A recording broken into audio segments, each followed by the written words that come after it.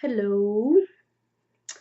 So, don't even know if I'm going to upload this video or anything like that, but I felt like thinking out loud. I have a lot of thoughts running through my mind, and actually, like a lot of ideas always running through my mind, and topics that I want to talk about in videos running through my mind. And yeah, I can get like that, and then I don't follow through with making videos. So I was like, what the hell, let me go ahead and just do this, and then if I want to publish it, I publish it. So I felt like, my podcast has been on my mind.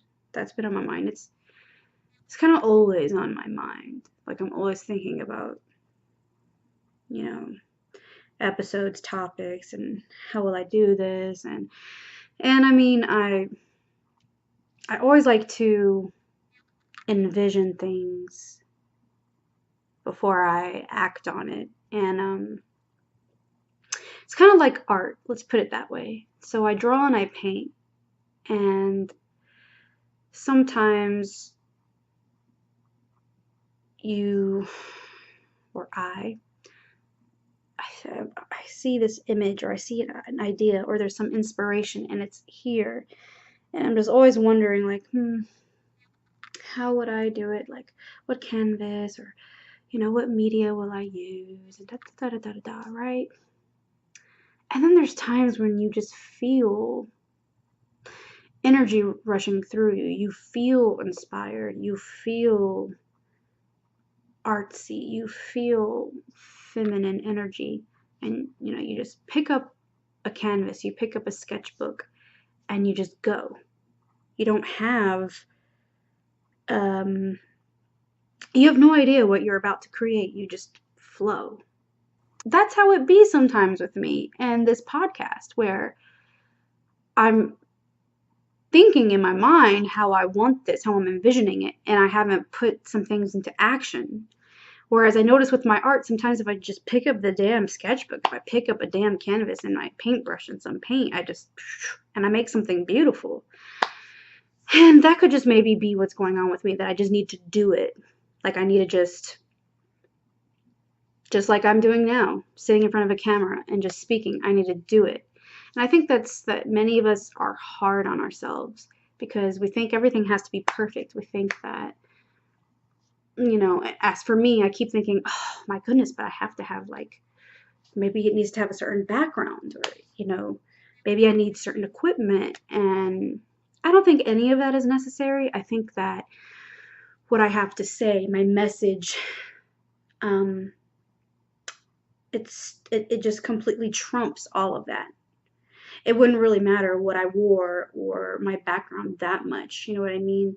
As long as a person is able to clearly hear my voice, and for those who are visual, be able to see me and listen to me, that's truly what matters. And so with that said, I wanted to share more about the podcast because there's just so much. And really, my podcast has been growing. My podcast was conceived even before I knew it, basically. And I would like to share that with you, that it was always there, like years ago. So when I received my activations and just completely awoke in 2012, some of you know me from Instagram, and that is where I met. That is how I connected and met with a lot of people also on their spiritual path, and that just awoke and were also trying to piece together their journey. A lot of us knew right away we were star seeds and could not find information anywhere, and then we found one another through social media. So we were conversing, we were inspiring, motivating, supporting one another and helping one another through our healing and, like, everything. That is where I found basically my community at the time. I was helping and inspiring others, writing more than speaking, like on YouTube. As you've noticed, go check my Instagram. I haven't posted in forever. I don't even know. You can find me there, Trina Otero. And because I'm focused more now on YouTube, where I feel like I can make more of a difference, and I've noticed that the energy has shifted to where I should be speaking. I should be using my throat chakra. I have that energy. I carry that. I'm like, like Blue Jay is one of my totems. I'm a person who speaks truth. I see truth. I see things clearly in many situations, and just a bunch of stuff. And I know I must speak up. I have to speak up. I'm good at communicating, so I just stepped up to that in 2016 and started making videos more. I started before 2016, but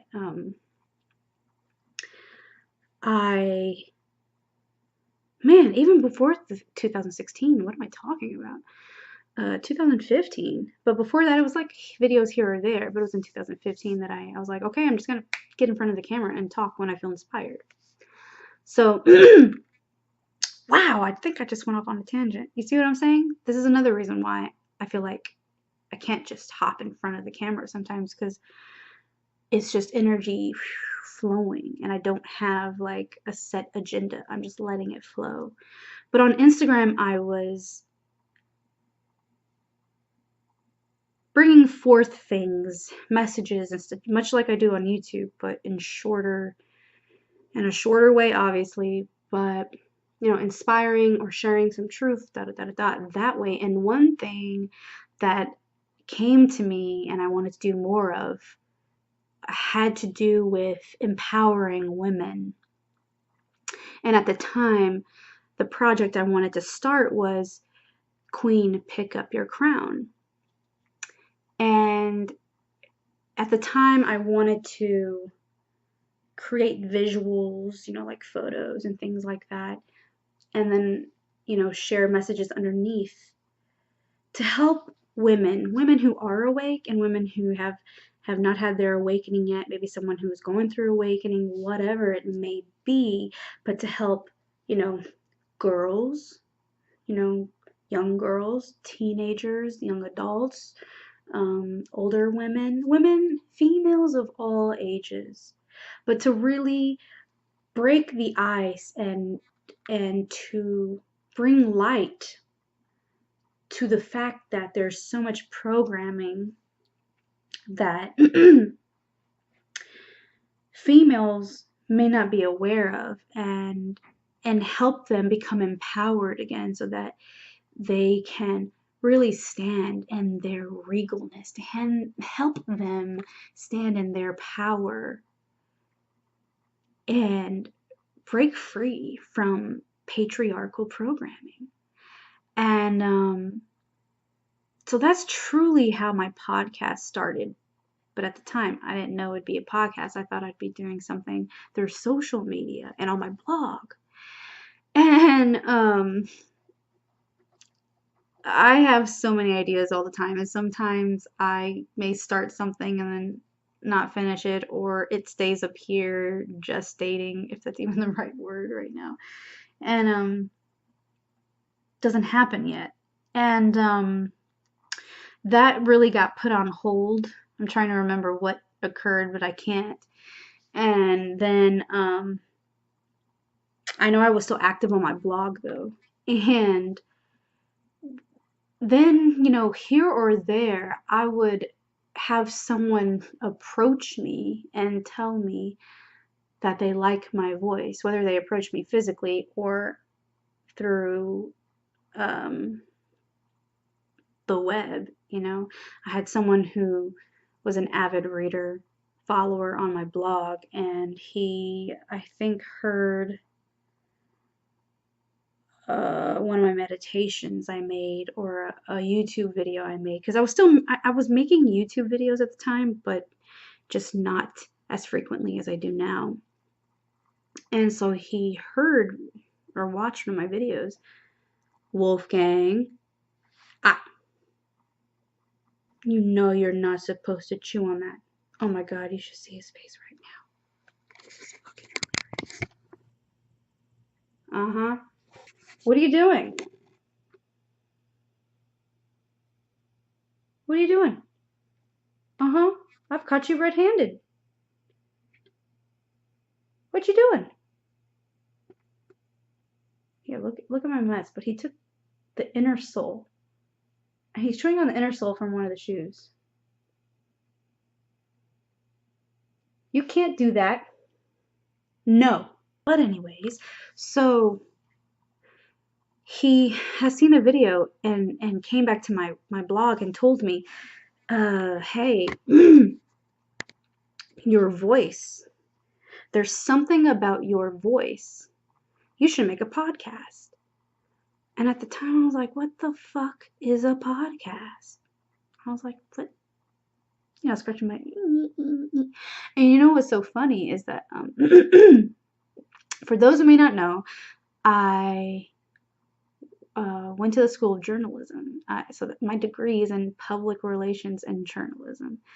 And I remember hearing, you know, colleagues, fellow classmates, and even my professors, some people like mentioning podcasting. I mean, even back then I was in my own head. So I was like, I never thought to ask, what is a podcast?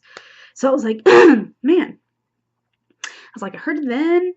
And I mean, you got to think like, I really don't know when podcasts started.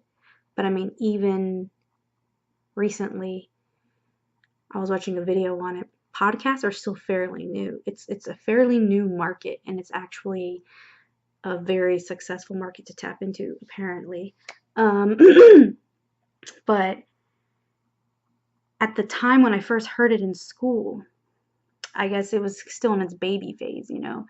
I was in school from 2005 until 2011.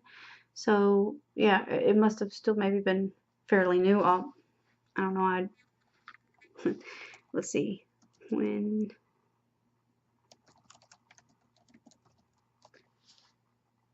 Let's check on that. I mean, hey, my boyfriend watches Joe Rogan all the time, and in his cool podcast, he'll be in the middle talking about something and then just start Googling shit. So, hey, I'm about to do it. Oh my God. So, podcasts used to be known as audio blogging. So, it goes back to the 1980s, but it didn't catch hold until late 2004. See what I'm saying? So, it definitely was in its baby phase when I first heard about it. So I'm just like, what the fuck is a podcast when this guy said this? Then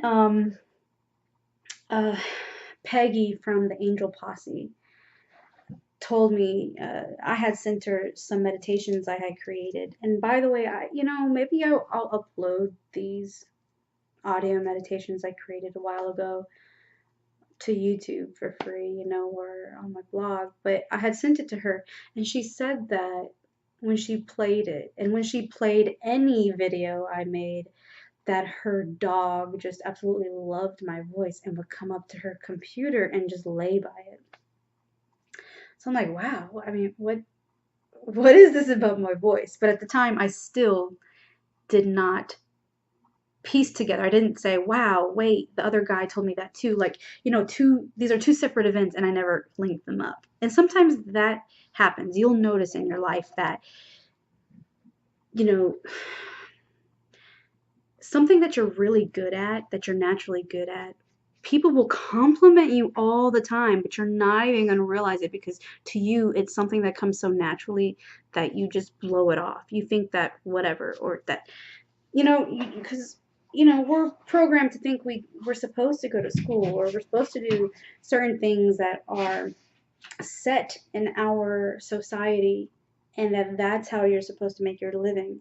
I mean, that's crazy to think that you can actually do what you're really, really good at for a living, right? So, of course, I blew this guy off and I blew her off, Peggy. And then it just happened to me more and more where people were mentioning my voice. And so when I began drinking the tea in 2015, I began drinking the tea and I was also performing Seva. I was doing Seva. So I have a little series called the Seva Chronicles. I'll put it below, up below, whatever. Called the Seva Chronicles. So while I was at this Ayurvedic retreat and drinking the tea at the same time, man, he is bored. He's just like he's just looking around to see what he can chew on, basically. Where is your bone? Why are you looking around the room like any of this is edible? Baby, it's not. I'll be right back. I'm gonna go get his bone. Okay, now we have a happy Wolfie. So, I was drinking the tea, and a lot was happening. A lot was coming to me from her, including past life stuff, and just a lot of stuff. And so one day I remember I was cleaning the table at the retreat and looking out the window, and it hit me because there was so much that was coming up during ceremony for me, and the things that was being transmuted, and the ancestral karma, the ancestral clearing that I keep talking about.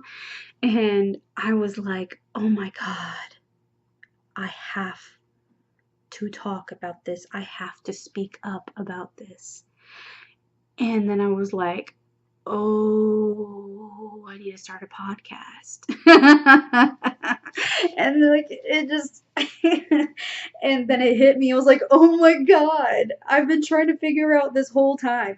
Like, okay, look, this is the story. This is the story behind the story, the Seva Chronicles. So I'm like serving at this retreat, okay? And I basically go in incognito. I decide that that's what's gonna happen. You know, I go in humble as fuck, basically. And, you know, I mean, and it was a completely new environment. I was surrounded in many ways, not just at the retreat, but just in general, because of the town I was in. I was around a bunch of Krishna devotees. And so many of them were part of, or used to be part of, ISKCON or ISKCON. I always get the two letters. It's either ISKCON or ISKCON, whatever. So everything was just, it was a new environment, and I was soaking it in, but at the same time finding resonance with many people there. I was just like, okay, this shit is cool. Finally, I'm finally around other healers. I'm finally around others who completely dedicate their life to their spiritual path. They are devoted. They are devotees, right? And so devoted to love. Because really, so many devotees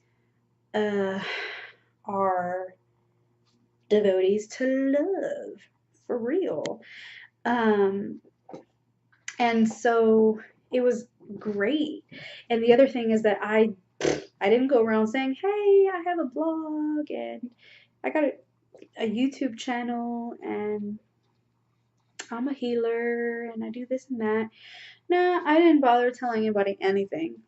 I mean, what's the point? I mean, why? Anyways, like, why would you just walk up in a place and just be like, this is me? No, I was there to basically be a servant, to be of service.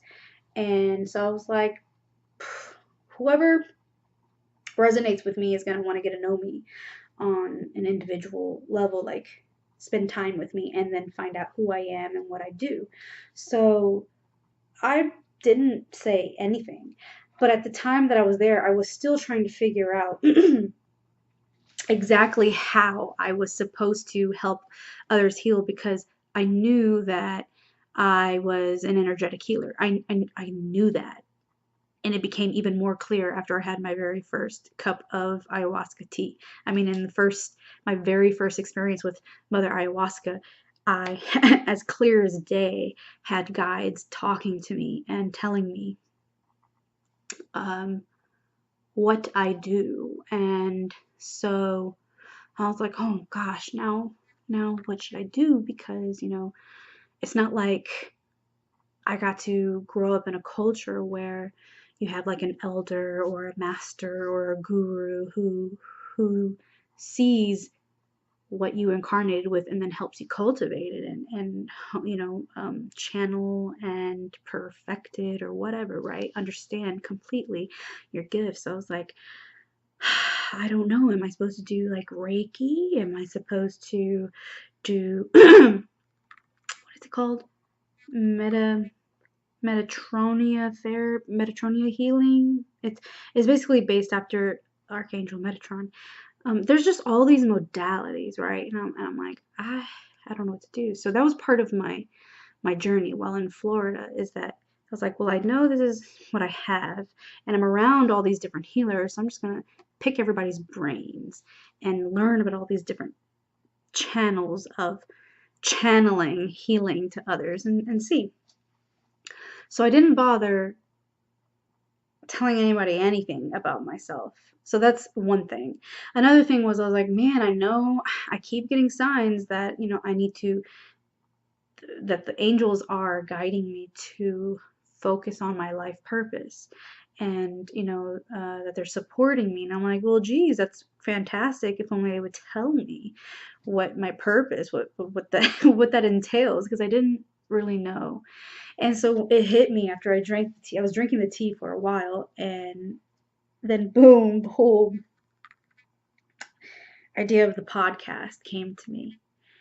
And I was like, oh,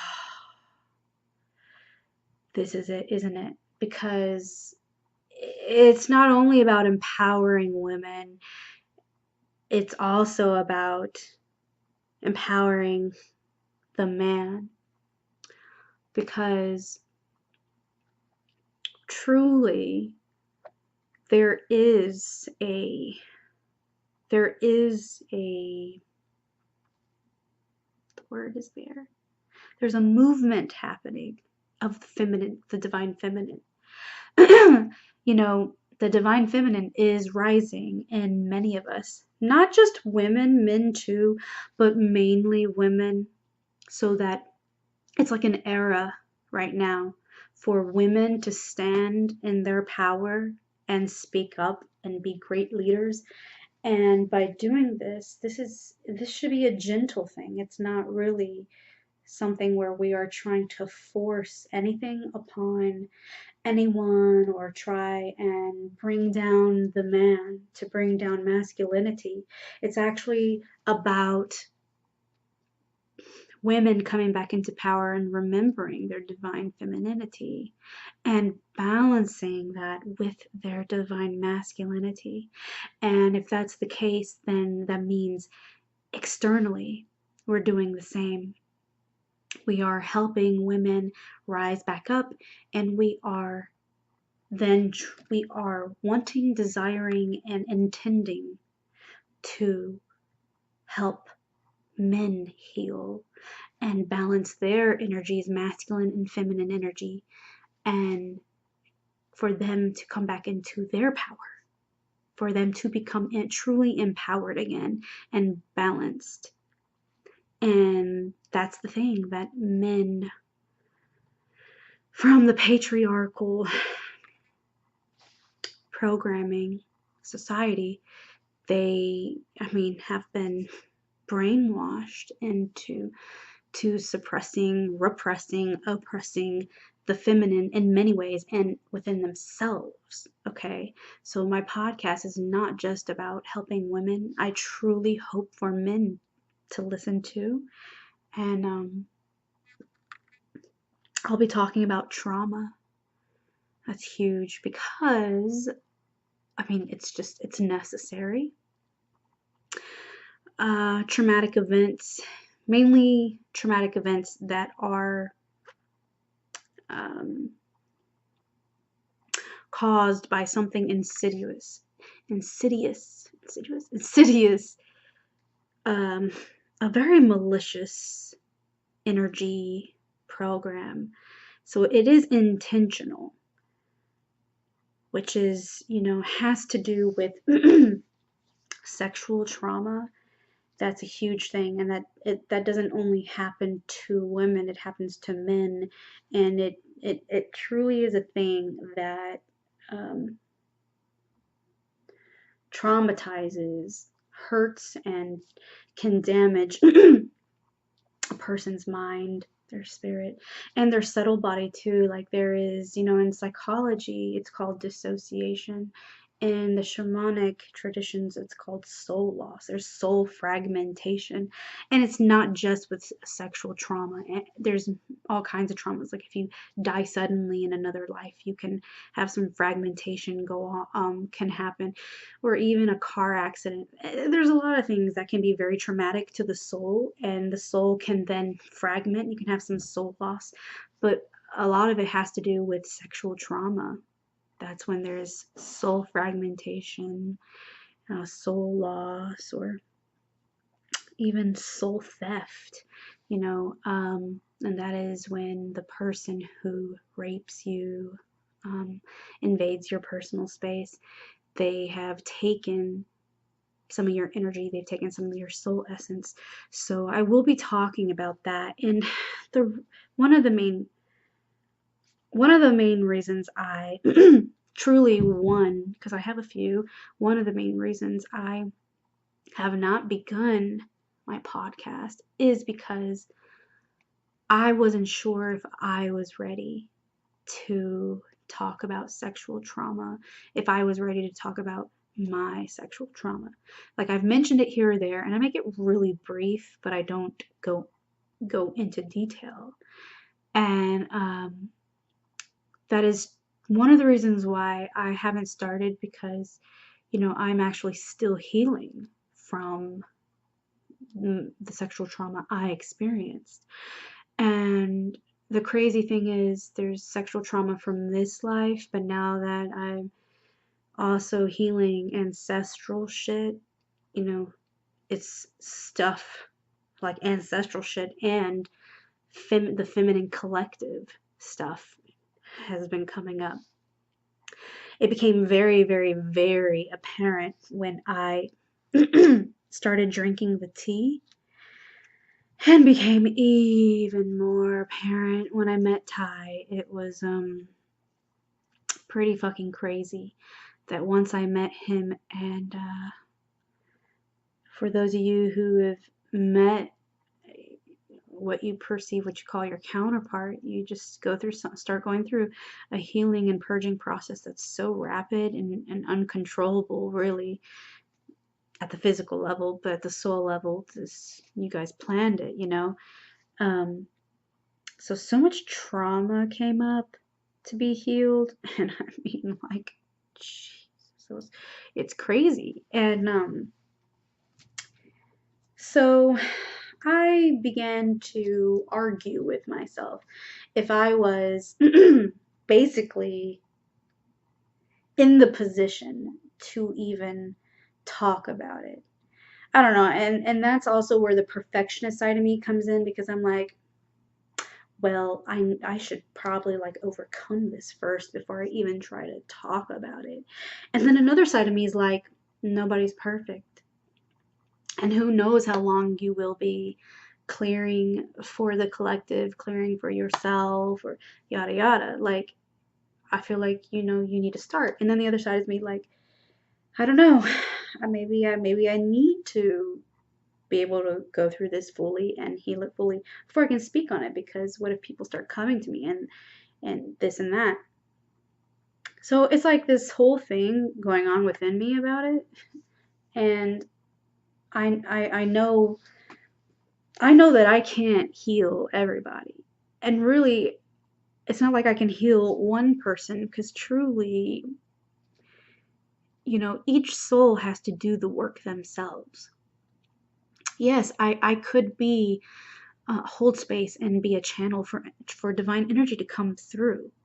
But if a person has not truly faced what's coming up for them and is not ready to face it and work on it themselves, to understand lessons, to understand the deeper side of it, because there are contracts, there's just lessons and karmic lessons, there's stuff that you agreed to experience, there's things, people you agreed to meet and interact with. There's all kinds of contracts and agreements that have been made. And if you are not ready to accept that and want to understand and go fully through the healing process and do the work yourself, then something will continue to occur until you're ready to really do the work. So like someone can go to a healer, someone could come to me, and I could clear something out of their field. I can clean your aura. Doesn't mean it won't come back, because if you still have habits that you have not worked on, that you are still participating in doing, you're going to create that junk within your aura all over again.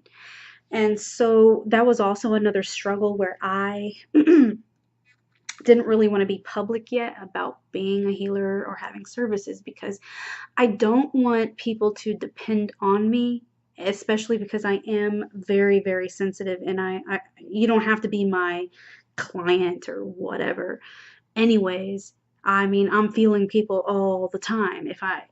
I'm feeling things, having physical stuff go on with my body, and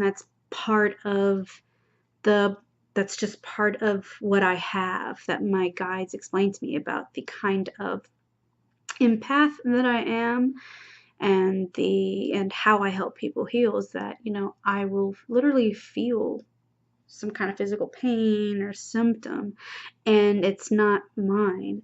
And so if I took the time to sit down and tune in, I'll know who it is, or I could at least direct healing energy to them. So it's not like someone has to be my client, like pay me for me to like take on stuff and heal it. So it would be even more work if I did have clients who were dependent on me, that wanted to see me like all the time and help me clear things. And I'm not saying I would not do that, so please don't think that. But my goal is that I want to provide you with the tools for you to realize that you can heal yourself. And there are other people out there, spiritually awake souls, who in their own ways have figured out a way to empower others, for others to take the tools and say, okay, now I can do the work. You know what I mean? And so for a long time, I tried to like stay away from the title healer. But when you're just trying to talk fast about stuff and everything, you just say, okay, I'm a healer. I mean, really, we are healers. We are here holding that space. We are here doing our work in various ways. We're healers, okay? And what is that? It's like an archetype or something. So whatever. But I just want to go beyond that, and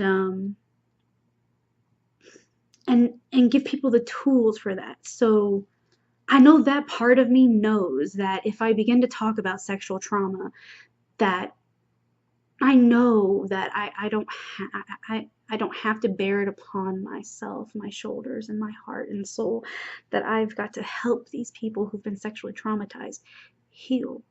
But by speaking up about it, I can create that space for people to heal. I can provide tools. I can have people speak on my show. I can share things that will help others who are on their journey, or help someone who hadn't begun healing realize that they can start healing. So as time goes on, it's becoming more and more clear to me that all I have to do is start. So that'll happen, and I know it'll all happen in divine timing. It's gonna, and it will be what it will be, and will help those that it will help. And I truly, truly hope for that.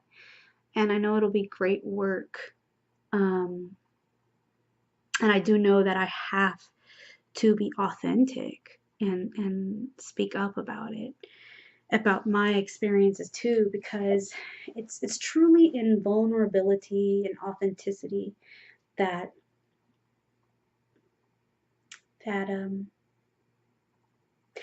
really shines through everything and calls out to people. People really do. People truly respect and honor vulnerability and authenticity. It's yeah, it's true. And you don't have to be perfect to speak up. You don't have to be perfect to ugh, try to do it that way. I just want to lean back and it not be such an awkward angle. You really don't have to be perfect to make a difference. And I'm truly still trying to figure out how to fully create passage for the sexual trauma that I experienced. And it's, if you are someone who has been raped, if you're someone who has been molested, especially childhood sexual abuse, childhood sexual molestation. I don't know why we say sexual molestation. Like, is there any other kind of molestation that I do not know about? So anyways, if you've been molested in childhood, you know, I'm there with you, and I feel your pain too. It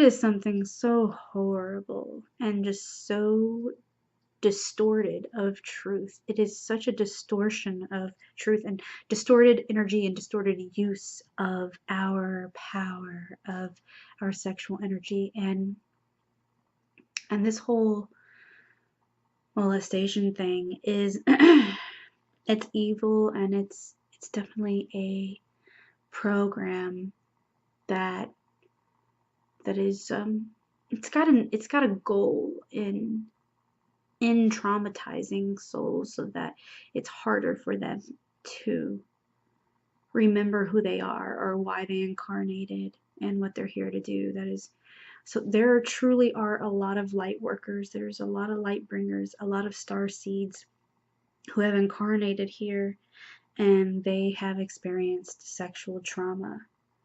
And you know, it can definitely cause you to have a delayed activation, because you know, I came in with a lot of memory, and from what my mother tells me, like and from a god sister who spoke to my sister, who then told me, because I don't speak to my god sister anymore, is that she saw me all the time talking to what she thought was nothing, and then I would tell her I was talking to beings and spirits and angels and things like that. And so we come in and are very connected, and we're already, you know, connecting with other realms. We come in with our memories from other lives, and then when you have trauma occur, it splits you. It can split you. It can cause, like I said, fragmentation, a lot of things. You can undergo a very deep personality change. You can develop other personalities. There's all kinds of things, which, you know, in the psychological world, in the world of psychology, they give it all these different names. But trauma truly does cause for a mind and a soul to cope with something so malicious and insidious. The mind and the soul has to as a way to survive and go on. Sometimes the soul breaks away, and then you can have, if that occurs, even some souls decide that it's too much trauma and decide they want to disincarnate. So maybe someone just dies, can die, a child can die, or you could have the soul decides to leave, can take a break, and another soul will come in its place, or a soul can choose to leave altogether, and a walk-in soul, that's what's called a walk-in. A walk-in can come in. And I'll share this tidbit with you because why not? So I experienced sexual trauma when I was about 5, and what I would like to add here is that I had no idea that I had experienced this at all. I had completely repressed it, and it was Mother Ayahuasca coupled with being in yoga school, because I also started yoga school while I was down there in Florida. Mother Ayahuasca began showing me like things, and I was feeling emotions. And then in yoga school they taught us the dolphin breath, and so during my first time doing the dolphin breath, I had some stuff come up and had visions and left my body and sat with a council, sitting at a council table in a spirit realm, and saw some things. And when you're there with your council, you are watching things from a completely different space, and so you don't feel what you feel when you're human. So while I'm in this higher realm, and had a discussion with the other sorry, like, I don't know if I'm losing my voice, sitting there having a discussion with these other beings there at the table with me, and I'm looking down, literally it looks like I'm looking down upon this, and also I guess what I agreed to, whatever, and felt compassion. I didn't feel hatred or anger or sadness. It was something different.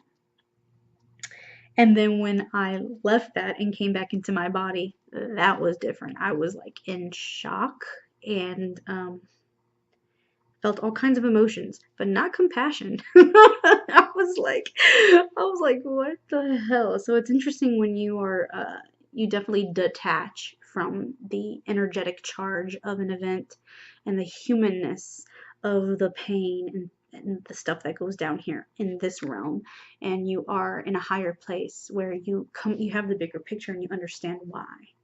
You understand, you see that you agree to something, or you have compassion for a soul, so you decide to experience something to help that soul, basically. And so that's what occurred with me. And so after yoga school and drinking the tea for, I think, like 9 months or whatever, I decided to come back home where my family is, so I can get my truck and do a bunch of stuff. And I decided to go see a past life regressionist so I can further look into this, to what's going on. And when she regressed me to my childhood, I could not see anything but this one scene. I could see myself. I was small, about 5. I was just standing. I was standing in our living room at the time, and it's so wild. If you have ever done regression, or if you haven't, it was just so wild that I could see, like I could vividly see our living room, and I'm like looking. I look down because she says, "Can you please look around, or can you look down at yourself? Can you tell me what you see?" So I look down, and I'm like, I start giggling. I'm like, oh my God, I'm looking at my hands, like, I mean, I'm laying in a chair with her, but I'm saying like where she took me to, I looked down and I'm like, my hands are so tiny. I'm I'm little, and I'm just like, whoa. And I look down at my feet and I'm like, oh my God, I'm little. And that's what I could see. And I could see the apartment and kind of describe it to her. And there was just, it was like I could not remember anything else. I couldn't even like tell her what had occurred to me. Like she was trying to regress me so that I could access information, right, and know what occurred, right, what happened to me. And I was like, I can't, there's nothing. I don't know what to tell you. And I started to get frustrated, but I also felt uncomfortable and scared. And I think those were the emotions I was feeling at the time. I was very confused. I felt very confused. And then I heard walk in. So when she took me after that, she regressed me to a past life. But when she woke me up, I looked at her and I was like, I had heard walk in here or there, but had never really looked into it. So I kind of knew what it was. So I turned to her and I'm like, what's your take on the term walk in? And can you tell me what you know about it? And the cool thing is that she actually studied at the school created by Edgar Cayce and the organization of Edgar Cayce, which is a cool dude, not not incarnated in human form that we know of right now. He has disincarnated, but there's tons of Edgar Cayce stuff on YouTube and his website, organization, his school, his library, so you can look into all that. So she's trained through his school and then also trained by this other dude, I forgot, but it's in I think it takes it like a step further, but it's based off Edgar Cayce's stuff too. And she's also trained in quantum healing by Dolores Cannon, also another great leader who brought the world's attention to indigos and star seeds, basically. So anywho, so she's a great person to ask this question to, basically, because like I did not feel weird at all talking to her about being a starseed and and about other beings, because she herself knows they're real. I mean, Edgar Cayce, you gotta look at his stuff. He brought all this information forth, and she also has her own like contact group who meets and does gets together to communicate with beings. And you can look into that. That's Stephen Greer's work, and he, has inspired people to create groups. I think it's called like C5 or CE5 groups, something like that. Hopefully, maybe you do or don't know. I'll look it up and then I'll put like the information below. So she told me what I told you. She was like, oh, a walk-in. And she was like, well, that actually would make sense why you don't remember. And I'm like, tell me, what are you talking about? She was like, it's very possible that the soul that was in your body, the girl who was molested, decided it was too much.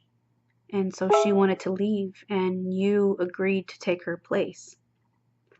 And I just stared at her. I was like, what? Come again? What? And so then you might be wondering, well, if that's the case, then how is it that you feel and remember? You had memory come up of being molested. And that's a whole nother thing. It's in literally when walk-ins come in, there's a whole process that occurs with the energy in the subtle bodies and DNA. And so a person who does decide to leave their body and another soul come in, there's a whole period where a walk-in soul has to adjust, just like this camera is trying to adjust. Hello. Where the soul has to adjust to the new body, the new physical form.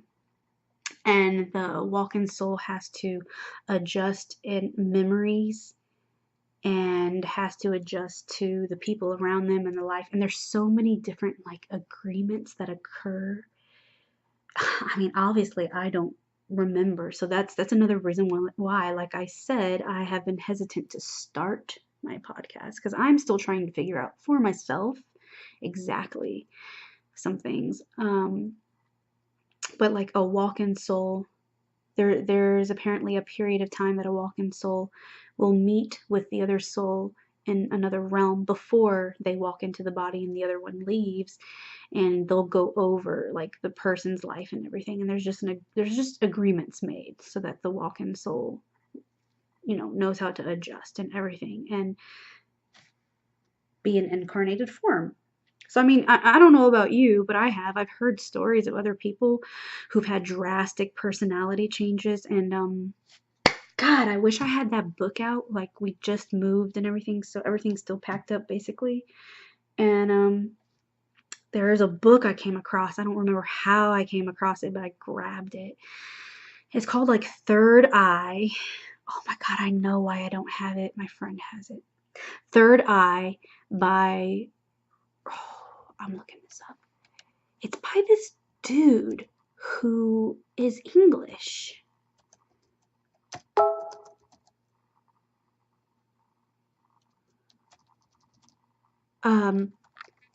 So he tells you in the beginning of the book that he is not the guy that everybody thinks he is. By Lobsang Rampa. That's the book, The Third Eye, by Lobsang Rampa. Okay? So apparently, the guy who's writing this, physically, people think he's still Bob, whatever his name was, okay? But what occurred is Bob decided to leave and agreed to let this Tibetan monk come into his body, his space, and let the other guy leave. So this is one of those situations where you have a walk-in. Okay, so here we go, and that's even the cover that I have. So that's an example of a walk-in, and that's the first time I came across the term walk-in. And I mean, his story resonates. Like, I haven't fully read it. Like, I'll start reading something and I'll put it down, kind of like I do with Pleiadians, Bringers of the Dawn by the Pleiadians. So that's an example of a walk-in. So I know that it occurs, and then there's other scenarios, but I can't think of them right now. And I mean, you can get online and look. You can get on YouTube. There's tons of people now, and starseeds and stuff talking about it. People who are walk-ins talking about it and saying, "Hi, I'm a walk-in," and letting you know how it can be stressful. It can be kind of a traumatizing. So a lot of people think that they're actually going through a psychotic breakdown, when really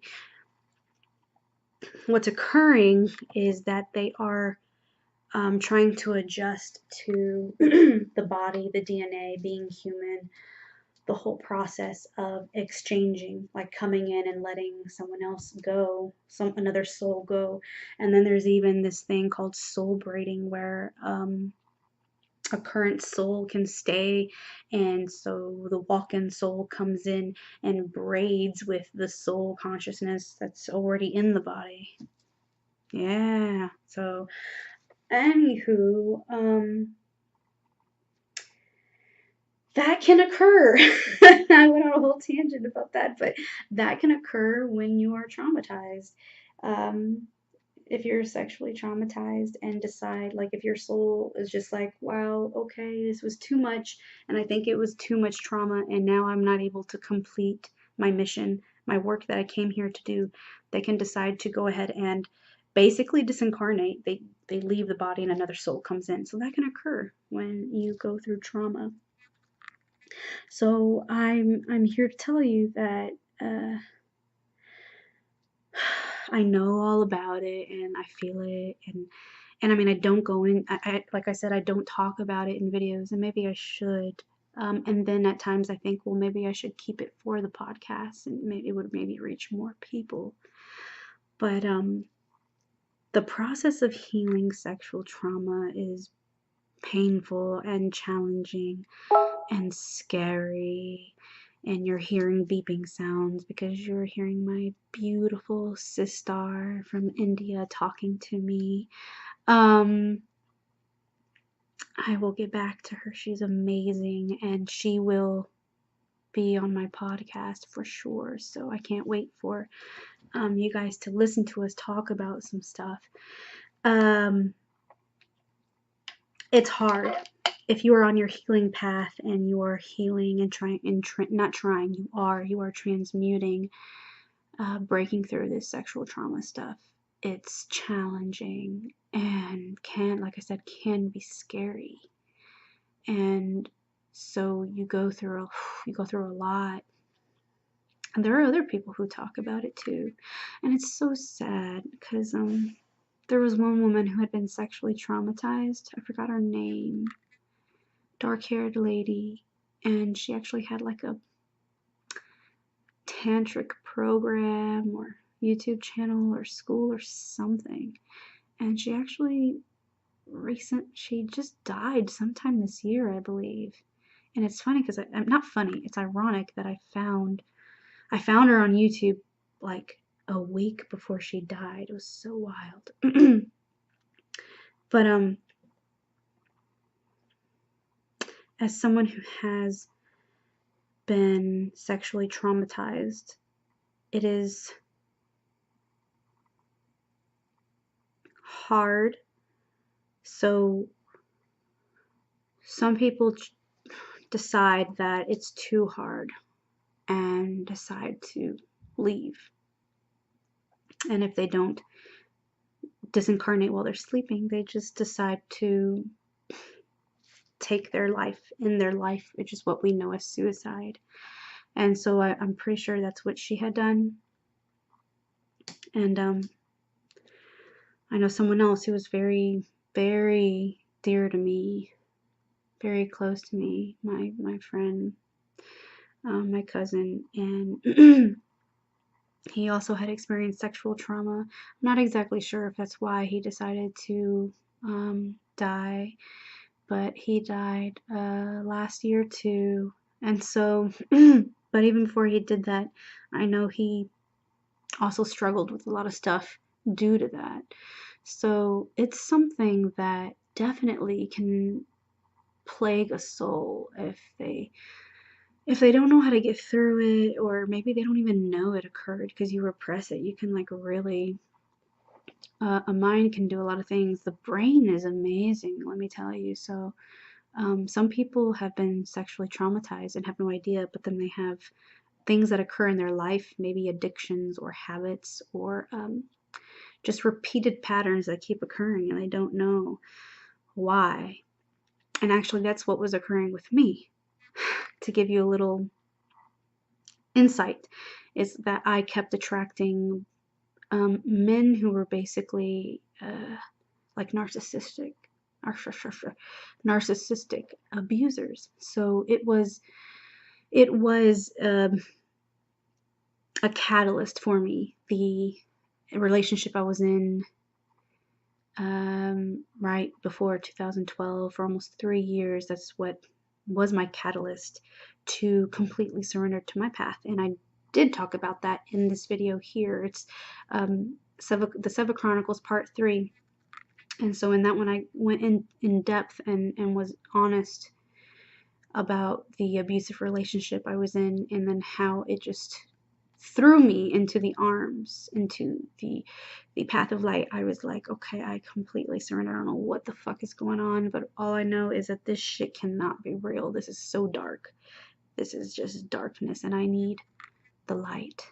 I want truth. I want my path. And so that abusive relationship was the turning point for me.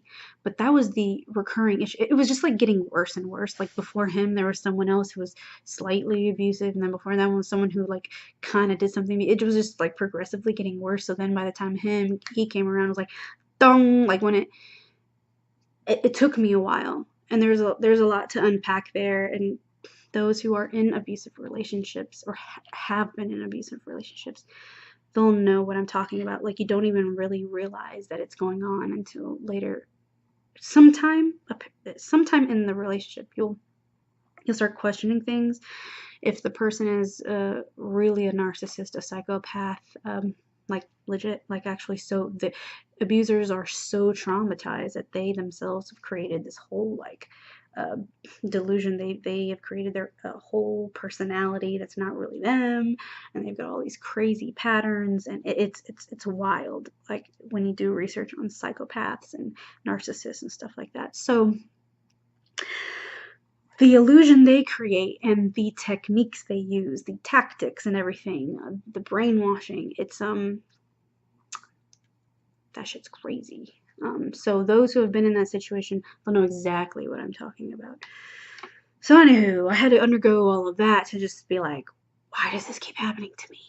That's the pattern that was happening for me, to finally then keep searching, to then come to find out I had experienced sexual trauma. And so this body has experienced sexual trauma. My ancestors have experienced sexual trauma. The feminine collective in general, we have been going through sexual trauma for ages. You know, the way women were treated, you know, we were treated as a commodity. We were wed off to men, to kings, to dukes, to this, to that, as a way to create alliances. We were just a pawn in men's game, you know, their game to have more power and control. We have been, and we still are, objectified, like looked upon as a way to entertain and to create arousal, and you know, it's a misuse of sexual energy. So that's a lot of stuff that we're clearing. We're clearing out like so, like it's like more than 100 years old, 200, 1,000, like so many fucking years of women being looked at a certain way, treated a certain way. We were raped just for the hell of it. If a woman was forced to wed off to someone they didn't even fucking know, and they don't want to have sex with their new husband, he's going to force himself upon you. He's going to want an heir to the throne. He's going to want a son. He is going to take it whether you want it or not. So we've experienced that.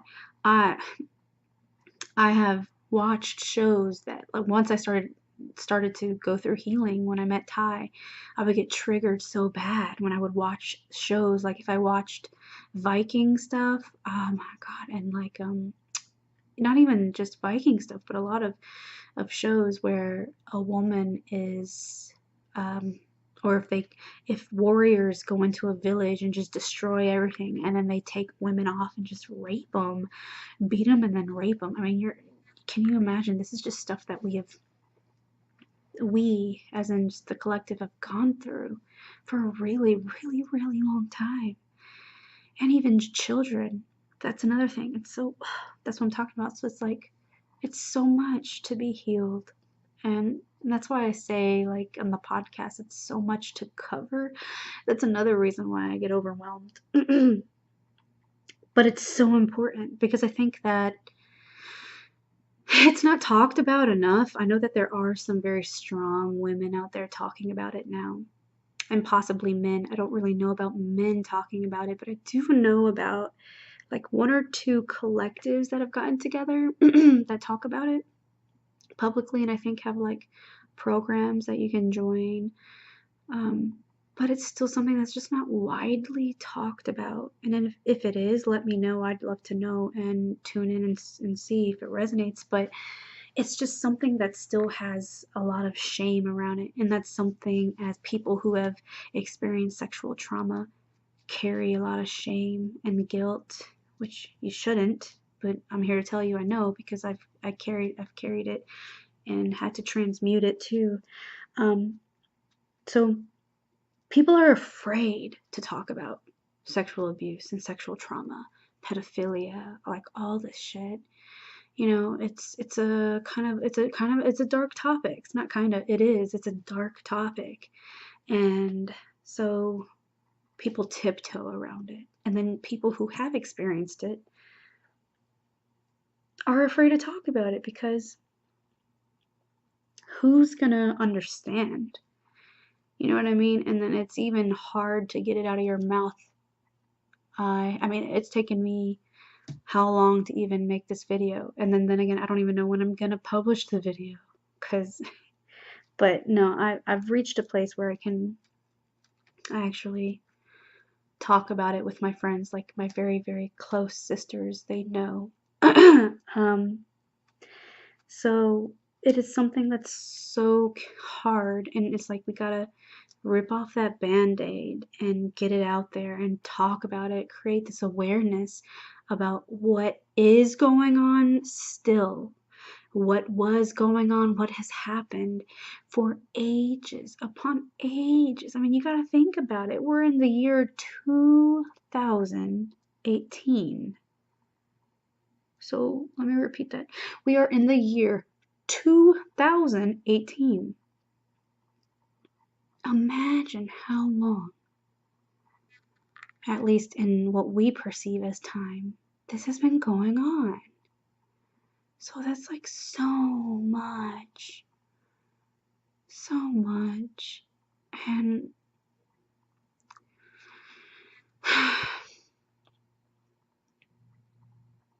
that's the whole point of being the light bringer, about bringing something to the light. You have to bring the darkness to the light. You have to shine the light upon the shadows to start healing. So I want to do that so that women and men, we can start healing. And it's not just sexual trauma, but that is a lot of it, you know. And you know what? You may be a woman in this life, but I mean, we've been all kinds of things, and it's very possible that you've been a man before. And it's very possible, if you are a man watching now, that you were a woman at some point in time, the fabric of time, and more than once. So it's very possible that you, when you were incarnated as a woman, you experienced being raped, abused, arranged to marry someone you did not know or love, murdered just because you were a woman, so you were of no value, or you were enslaved, you were some kind of concubine, or you were a sex slave. There's so many things that was done to women. So it's not just women in this lifetime that are healing things. Men too, who are now men, you have been a woman at some point in time, and someplace within you, you carry that. So we're all healing from this stuff. And, you know, it's not just women who've gone through stuff. Men have suffered too. I'm not saying they haven't. It's just that we all know that we have been under patriarchal reign for a long time. You know, it's all about power, war, individuality, money, analysis, the logic mind, science. And so through quite clever tactics by those who are in power in government and who have put things into play like schools and such, these brainwashing institutions, and then even within the home, boys undergo heavy brainwashing. You know, if a boy cries, the dad, maybe even the mom, I've seen women do it to their children too, say, "Don't you cry, you're a boy, suck it up. Boys don't cry. Be a big boy." Are you fucking serious? Doesn't matter if you're a boy or girl, blue, black, yellow, brown, white. We're humans and we're souls and we feel. That is the beauty of being human, that we can feel. So, how dare you tell someone, don't cry? How dare you tell someone who can feel, don't cry? And that's just one thing that's been drilled into boys' heads. And then you've got like all kinds of shit. And then cartoons programming you. Kids at school, teachers at school, and movies, media, magazines. We're just bombarded by stuff to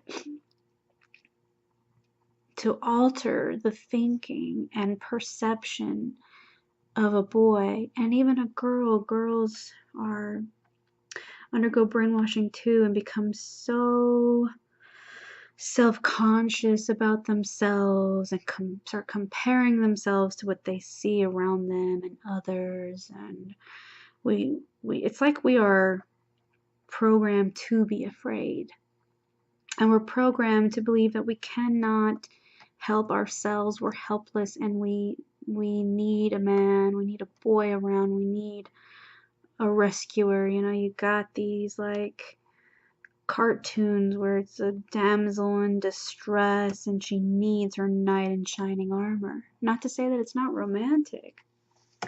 And I'm not saying I'm not gonna knock the qualities that a man possesses and the qualities that a woman possesses. So you have feminine energy and masculine energy. Okay, but I'm just saying that girls have been programmed and trained to have a certain perception as well. So anyways, there's tons of shit I want to talk about. So all of this was on my mind while I was it's always on my mind. Who am I kidding? So it's always on my mind. So I was just like, what the heck? I'm just gonna sit in front of the camera and blab and just casually talk about it. And see what happens, see who's out there, who's interested, or just to give you guys a sneak peek anyways, so that, when it does happen, you're there. I can't wait for you to be there to listen, and it'll be so cool, it'll be on YouTube, and hopefully I can get it on iTunes, just wherever, so anybody can access it. You don't have to watch, if you're someone who's like gotta drive places or cooking, there'll just be audio, so you can listen in and you don't have to watch me, so I really hope to reach a greater audience. There's so much to talk about. Like I said, I mean, look, I've been sitting here talking for an hour and 15 minutes. I know that I'll do some editing, so it might not be like 15 minutes. I don't know how much I've got to cut out. But I was thinking more of like cutting out the time when I went to go get his bone. But, Anywho, that's that. I'll also be talking about womanhood and parenting and just misconceptions with being a mother, and how a lot of just mothering in general is looked down upon. And I mean, I'm even guilty of really having such a negative perception of being a mother, and that has to do more so with what occurred in my life with my family. And so I just was so against getting married and having children. But the universe is funny, because after I left my old life and began my new life, right, I ended up, this job just landed in my lap. I mean, I was just letting the universe orchestrate everything for me, in 2012, and eventually this job landed in my lap in December of 2012, and I ended up becoming a para-educator is one title. They actually call it that now. I was basically like a tutor. It's kind of like a teacher's assistant for the ESL program at a middle school, the middle school that I actually went to in the city that I kind of grew up in, which is wild because I did not have good memories at that school. I was so fucking depressed and hated everything, and that was because my parents had recently divorced. So that's another thing I'll talk about in the podcast, about just, it's all going to be all about man and woman and the imbalance and how we need balance and how things affect one another and how we can bridge that gap, really. So there's just so much, so that's why I really think there's going to be a lot of people that would want to tune in, that would resonate. But anyway, so yeah, motherhood, relationships, everything, all that, and just how we can heal all this, yeah. Okay, I think I'm done with that. I think I'm done talking out loud for now. So I hope that whoever's here, thank you for listening in on my randomness, blabbing, but really like sharing and being vulnerable. So actually, my personal experience, if a person really stayed to just be there, they actually got to hear that part. So yeah, thank you for being here and receiving, and I really hope to see you. And when I say that, I actually mean it, like, to support the podcast, listen, tune in, and comment and share and tell me what resonated or what helps or what you'd like to hear. All of that. Like I say and have been saying recently, I do want community. So thank you. Thank you for being here, and thank you for being so strong, because I know that my energy and my messages truly call out to certain people, and of course those who have gone through trauma and who are healing on their healing journey. I'm sure there's many of you who are tuning in too, so you are a very strong individual to be dedicating yourself. You truly have to be a strong person to decide that you want an authentic life, that you are going to be vulnerable, that you are going to do your damnedest to choose love every day, every hour, every second that you can. Because the programming is strong. The matrix is strong. Going back to your old life can seem to some people like, hey, that seems way easier. I can just go back to doing that, and it's comfortable, and I know it. So for others, maybe not so. Maybe your change is drastic and feels really good, like it did for me. I was like, oh God, this feels so good. Why was I doing all that shit before? So, but it doesn't matter. Like, you obviously are a resilient, strong person, soul, if you are choosing this path of enlightenment, choosing this path on evolving, ascending, if you are helping the collective heal, if you are a light bringer yourself, if you are someone who's choosing to help heal the world in some way, I salute you. Namaste. Namaste, namaste. Truly, I see the light within you, yeah. Thank you for being here. Thank you for your service. And we got this. Like, we got it. We've got it. I'll leave it at that. Namaste. Mitakoe oyasin. Aroha nui.